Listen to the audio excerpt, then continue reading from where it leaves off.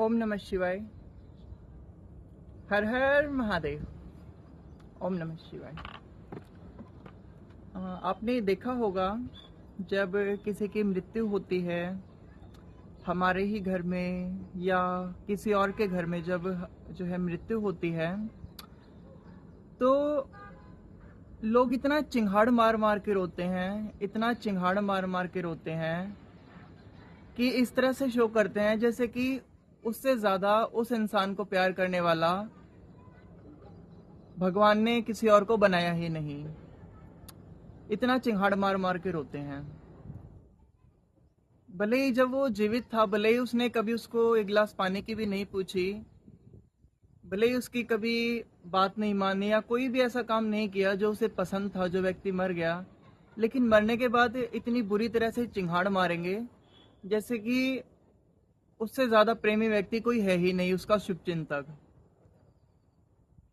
तो कबीर इसीलिए ही कहते हैं कि जितनी चिंगाड़ मारकर हम किसी मरे हुए व्यक्ति के लिए रोते हैं, अगर उसका 1% भी सच्ची प्यास से अगर हम परमात्मा के जो है प्रेम के लिए भर जाएं, परमात्मा की याद में भर जाएं और जो है उसको याद कर ले इतने हृदय से, इतने प्यास से, तो हम जो है परम ज्ञान को उपलब्ध हो जाएंगे।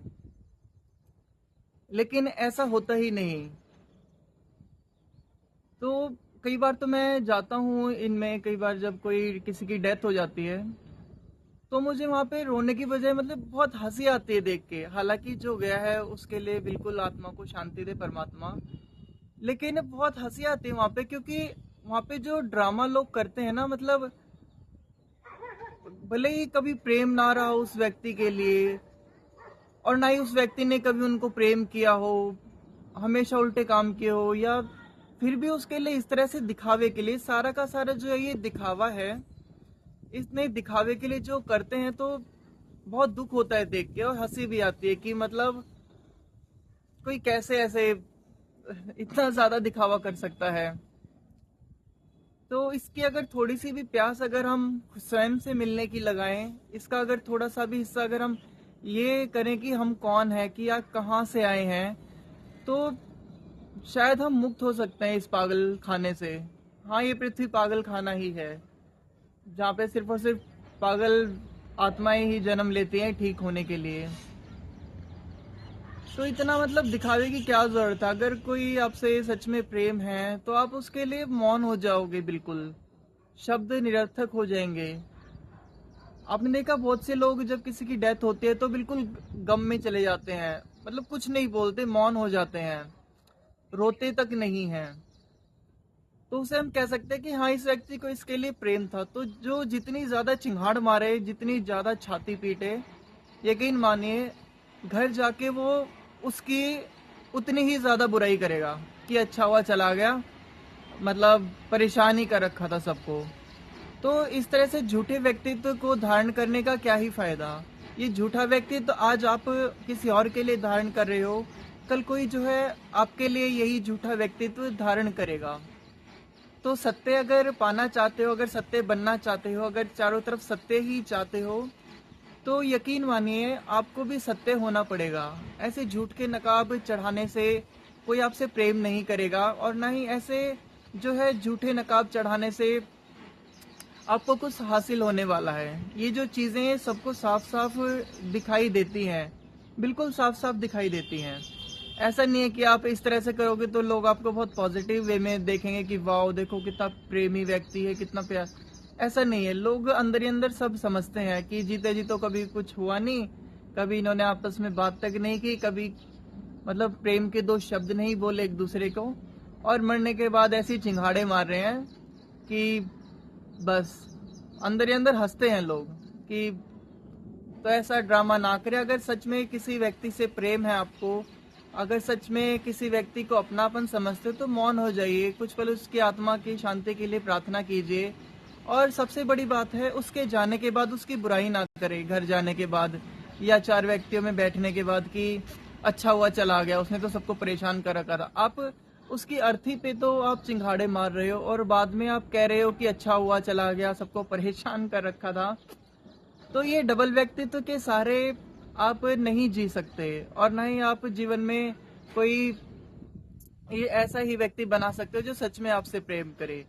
क्योंकि लोग समझ जाते हैं, सारी चेतनाएं यहाँ बहुत ही समझदार है, सब समझ जाते हैं कि किस तरह से ये ड्रामे कर रहे हैं।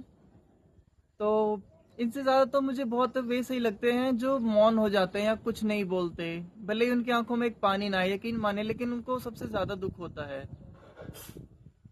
तो बजाय छाती ठोकने के इतनी बुरी तरह से, बेहतर होगा कि उसकी बुराई ना करे वहां से जाने के बाद। अच्छाई ना करे, कम से कम बुराई ना करे किसी के मरने के बाद। और तब तो बिल्कुल भी नहीं जब आप वहां किसके अर्थी पर रो कर आए हो। बस यही कहिए कि परमात्मा उसकी शांति दे उसकी आत्मा को। जो था जैसा था, बहुत अच्छे थे, उनकी समझ उनके पास साथ चली गई। तो मैं तो यही कहूंगा कि थोड़ी बहुत जो इतनी प्यास है, अगर आपको किसी का जाने का दुख ही होता, अगर आपको सच में भी चलो किसी के जाने का दुख होता है, अपने का होता है, तो उसका अगर 1% पे अगर आप परमात्मा से मिलन का दुख प्रकट करो, सच्चा दुख प्रकट करो उनकी तस्वीर के सामने कि परमात्मा बस एक बार इस जन्म में हमें मिल जाओ, एक बार ये जन्म मेरा व्यर्थ ना जाए, इस जन्म में मैंने अगर जन्म लिया है तो कम से कम मैं 1% तो आगे बढ़ूँ अपनी इस यात्रा में।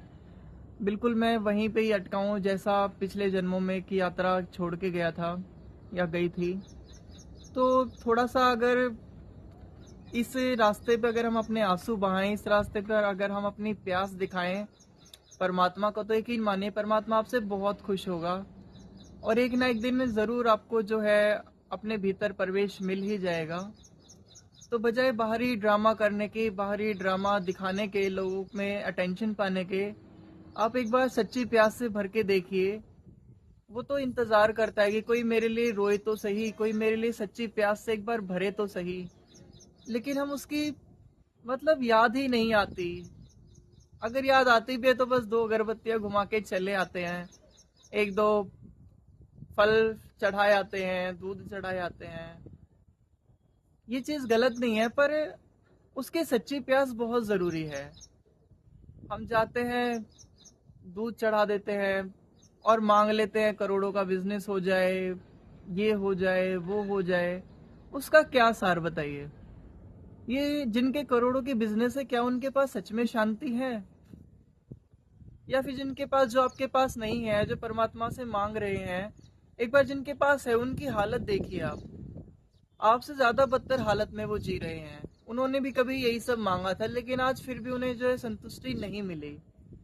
तो ये संतुष्टि का जो है बाहरी चीजों से कोई लेना देना नहीं है, या मांग से कोई लेना देना नहीं है। संतुष्टि का लेना देना है कि आप कितने सच्चे हो, आपके अंदर कितनी सच्ची प्यास है किसी के लिए, किस परमात्मा के लिए कितनी सच्ची प्यास है। परमात्मा ये नहीं देखता कि रोज मेरे पास दूध चढ़ा के जाता है या मेरे पास फल चढ़ा के जाता है तो वाह ये मेरा सच्चा भगत है। नहीं, आप उसके लिए कितना तड़पते हो।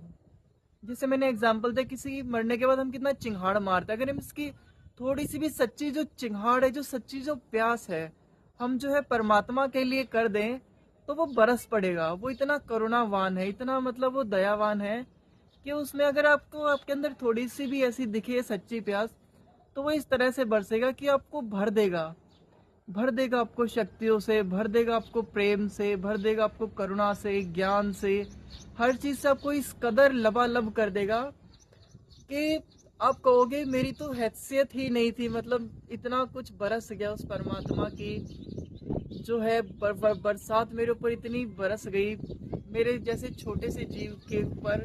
वो कितना दयावान होगा।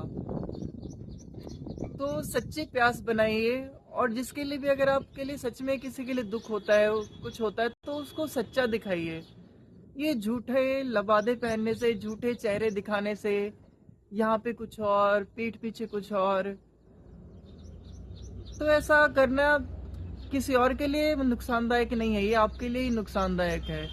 इससे आपकी चेतना सिकुड़ती है, आपको हंसी तो आती होगी, पर इससे आपकी जो आत्मीयता है वो बंद हो जाती है।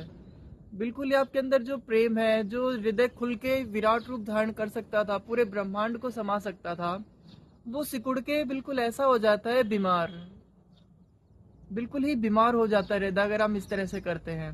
तो अगर किसी के सच्चा प्रेम है, किसी के लिए सच्ची अनुभूति है, तो उसको सच्ची रखिए, उसे झूठ मत बनाइए। अगर किसी के लिए सच्ची अनुभूति नहीं है तो भी आप सच्चे बने रहिए, बुरा ना कहिए कम से कम, पर चुप रहिए।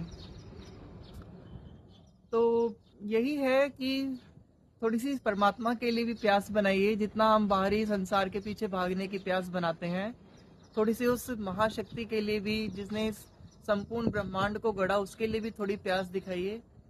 तो हो सकता है हमें मुक्ति मिले इस संसार से, हमारा दिमाग खुले, हमारे दिमाग की जो मोटी मोटी जो गांठें बन गई हैं इस समाज से न जाने क्या क्या सीख के, तो वो गांठें खुलेंगी, वो पिघलेगी, जिससे हमें ज्ञान मिलेगा, उस कॉस्मिक एनर्जी से अटैच होंगे। तो यही एक लक्ष्य है हमारा, उस कॉस्मिक एनर्जी से अटैच होने का। वो जब तक नहीं, जब तक हम अपने लिए सच्चे नहीं बन जाते, बिल्कुल सच्चे प्योर सोल। वो बुरी सोल को नहीं एक्सेप्ट करता है, उसके लिए सिर्फ प्योर सोल चाहिए, सिर्फ और सिर्फ प्योर सोल। अगर परमात्मा को आप मानते हो तो उसके जैसा होना पड़ेगा। अगर भूतों को पूजते हो, राक्षसों को पूजते हो, तो ठीक है, आपको वही होंगे, वही मिलेंगे। आप नाम परमात्मा के लेते हो, लेकिन जो है हरकतें, हृदय में जो नफरतें हैं, वो एक राक्षसों वाली हैं। तो आप कैसे परमात्मा को उपलब्ध हो सकते हो? नहीं हो सकते। तो अगर उसके गुण अपने, अगर उसके गुणों को आप मानते हो कि हाँ ये सच्चे गुण है, तो उनके गुणों को धारण करना होगा, उनके गुणों को धारण करना होगा, उनके जैसा बनना होगा। तभी तो हम कहेंगे कि हाँ परमात्मा जो है, मैं परमात्मा को मानता हूँ, क्योंकि उसके गुणों को मैं धारण करता हूँ। तो यही है, सच्ची प्यास बनाइए अपने अंदर परमात्मा के लिए, बिल्कुल सच्ची, जिसने इस संपूर्ण ब्रह्मांड को जो गढ़ा है, उसके लिए आभारी बनिए, इस मानव शरीर के लिए, इतने सुंदर शरीर के लिए, इतने सुंदर वातावरण के लिए, इतने सुंदर प्रकृति के लिए, इतने सुंदर सुंदर दृश्यों के लिए। कंप्लेन मत कीजिए छोटी छोटी चीज़ों पे। ओम नमः शिवाय। हर हर महादेव। हर हर महादेव।